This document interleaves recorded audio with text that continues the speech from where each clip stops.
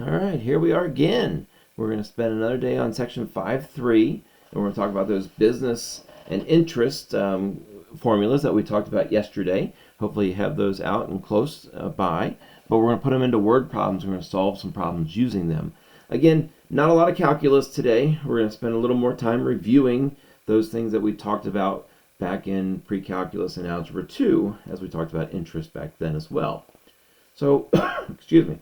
Our first question here is, how long would it take $3,500 invested compounded quarterly at 3.5% interest in order to have an ending balance of $5,000? So the first thing you got to do is figure out, which formula am I going to use? What is it asking? What's it talking about? And some words that I'm going to look at here is compounded quarterly.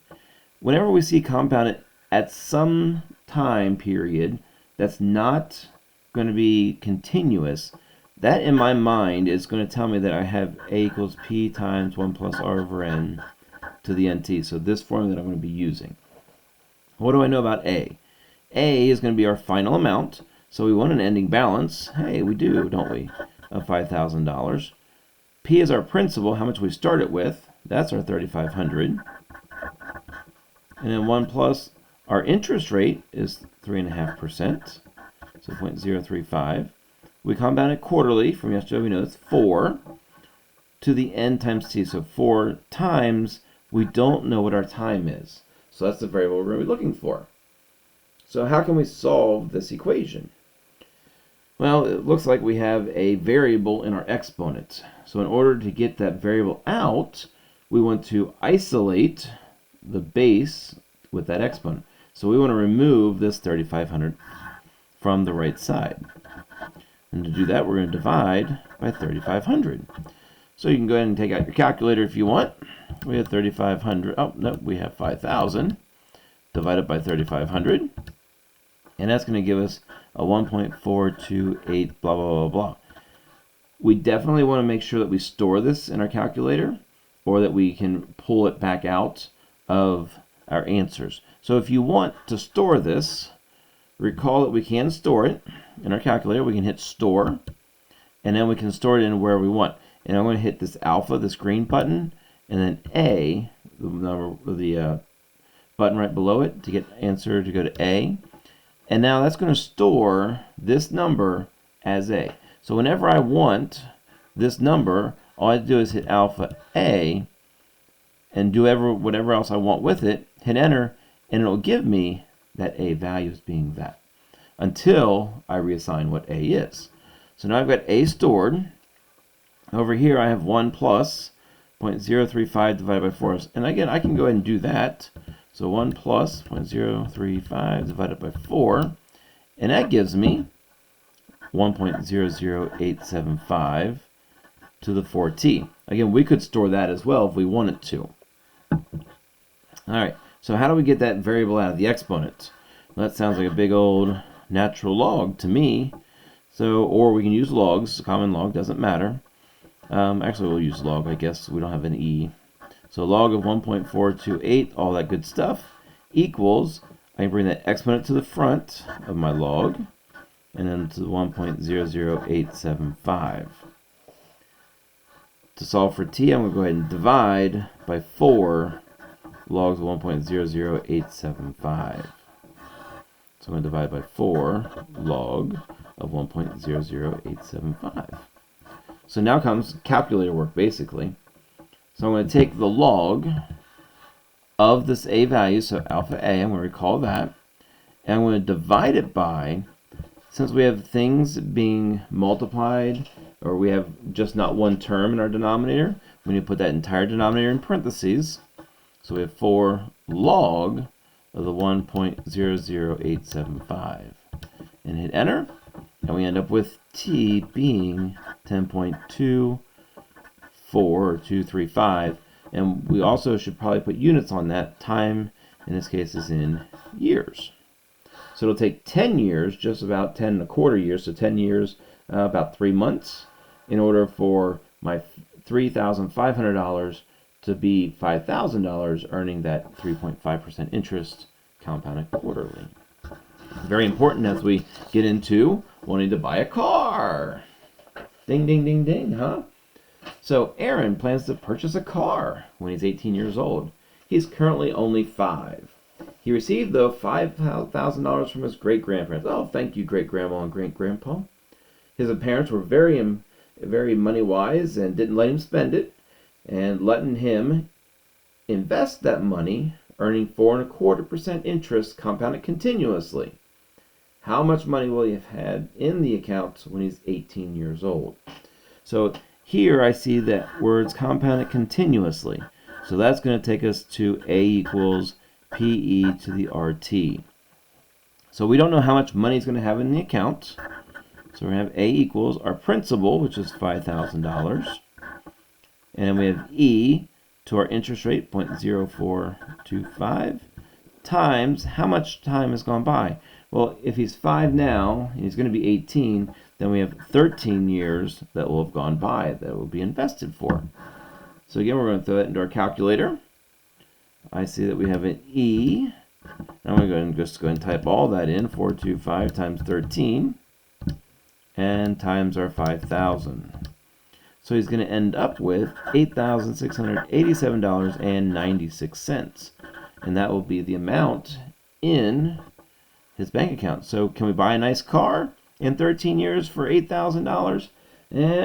Probably not that miserably of a great car, but actually it'll be a pretty good down payment, if not being able to buy that car that you can put a little work into, huh? All right. Next problem here. At what rate should $2,500 be invested continuously in order to have a value of $4,000 after 3 years? So very similar to the first one, but here we have that continuous. So again, we're going back to A equals PE to the RT. So we want $4,000 from our $2,500 at, we don't know what the rate is, so R, but we know that we've gone for 3 years. So again, this looks very familiar to us. We've solved some exponential equations looking like this. I'm going to go ahead and divide by 2,500 to get that E by itself. So I got 40, or 4,000, don't matter, divided by 25 or 2,500. Depends on if you use the 40 or 4,000. So we get 1 6/10, 1.6, equals E to the 3R. I have an E, so to get rid of that E, I'm going to take the natural log of both sides. So I have the natural log of 1.6 equals, I'm going to bring that 3R to the front, and the natural log of E is 1. And then go ahead and solve for R, and divide by 3. So I'm going to take the natural log of 1.6 divided by 3. So natural log 1.6, and your parentheses, divided by 3. And we get 0.156667, and so on and so forth. So the interest rate we would need would be 15.67 or 15.7% interest. Good luck finding that at this point in time. If you can find that, I got a lot of money I'd like to invest with you. All right. Last one for the day. Last example. Ben purchased a house in 1990 for $125,000. He currently has the value at $175,000, so we've increased by $50,000.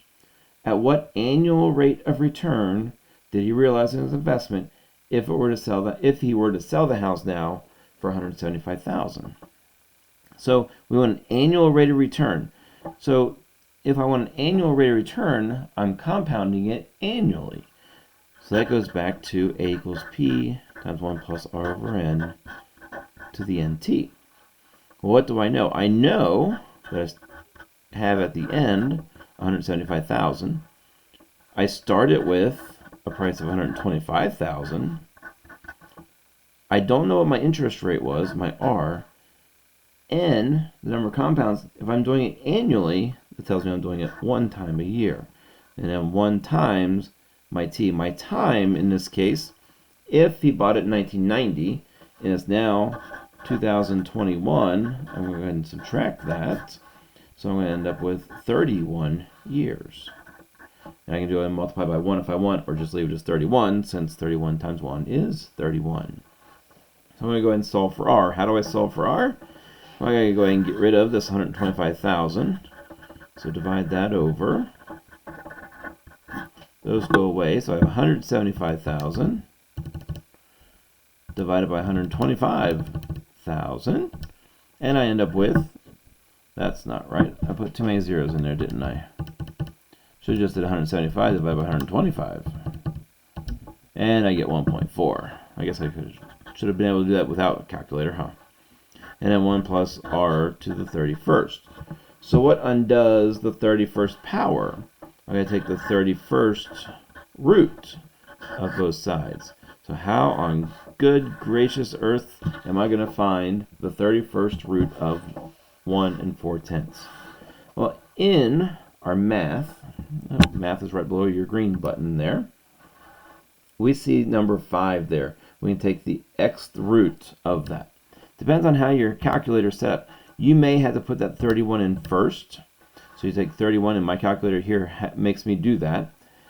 If you have an 84 and you have the newer operating system, you would do math first. So you kind of got to figure out how your calculator works. So it's going to take that 31 and put it in for the index. And then 1.4. So we get 1.0109. 1.0109 blah blah blah equals 1 plus r. Solving for r, I can go ahead and subtract my 1,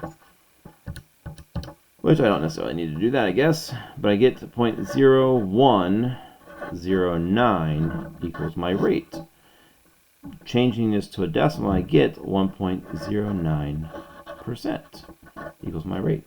So this house, if instead of investing this money into a house, we invested it somewhere else, and maybe in stocks or bonds or whatnot, that would have been the same as earning a 1.09% interest on that money.